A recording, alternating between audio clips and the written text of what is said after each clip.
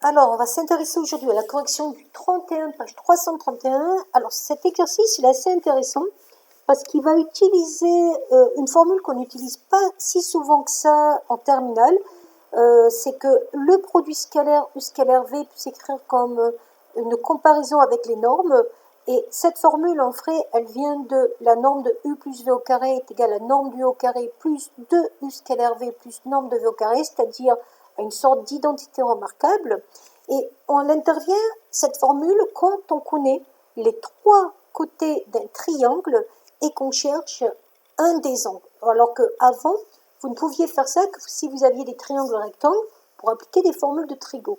Et en fin de compte, en première, vous avez vu que quand vous aviez trois côtés d'un triangle, donc que le triangle était entièrement défini, il est bien sûr facile de trouver les angles en utilisant les formules du produit scalaire. Donc la première méthode, c'est d'utiliser cette formule telle qu'elle. Mais on voit que si on veut utiliser cette formule telle qu'elle, il faut que le vecteur U plus V puisse se simplifier pour avoir un côté du triangle. Donc pour que ça puisse se faire, on va dire que le vecteur U c'est AB et le vecteur V c'est CA. Parce que quand on va faire U plus V, ça va faire AB plus CA, ou encore CA plus AB, et CA plus AB, ça va faire CB. Donc on va se rendre compte qu'ici on aura le vecteur CB, là le vecteur AB, là le vecteur CA, et donc en pensant aux normes, on aura donc les longueurs AB, AC et BA. Donc si on applique cette formule avec U égale AB, V égale CA, on arrive à ceci.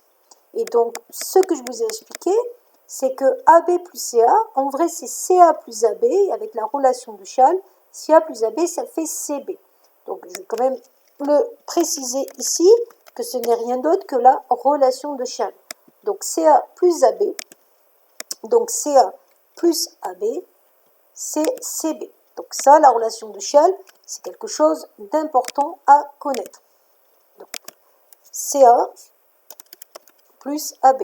Il faut que le point au milieu soit le même pour que on puisse l'enlever pour avoir le point de départ qui est l'origine du premier vecteur et le point d'arrivée qui est l'extrémité du deuxième vecteur.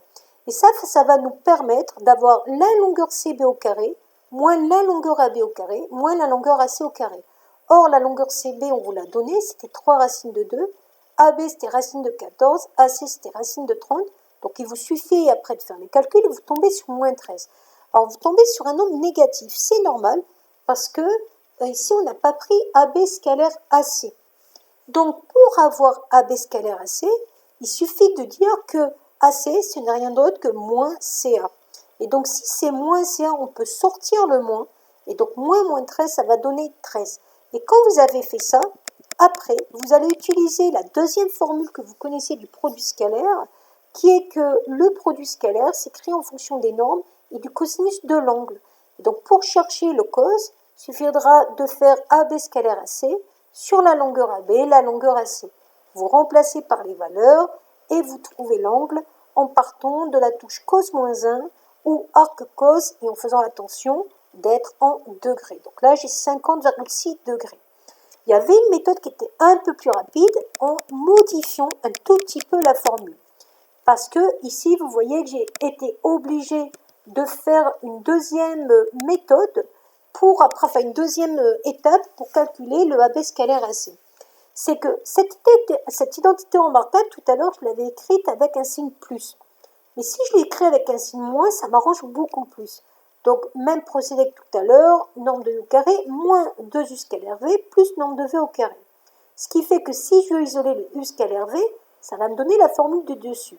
Et cette fois-ci, vous voyez que norme du U au carré plus norme de V au carré est devant.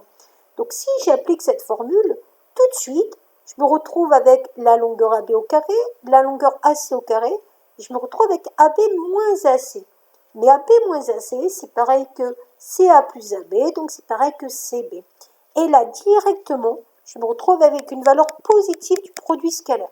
Je vous rappelle que quand le produit scalaire est positif, c'est que l'angle des vecteurs est un angle qui va être plus petit, enfin entre 0 et 90 degrés, ou entre 0 et moins 90 degrés, si c'est un angle orienté.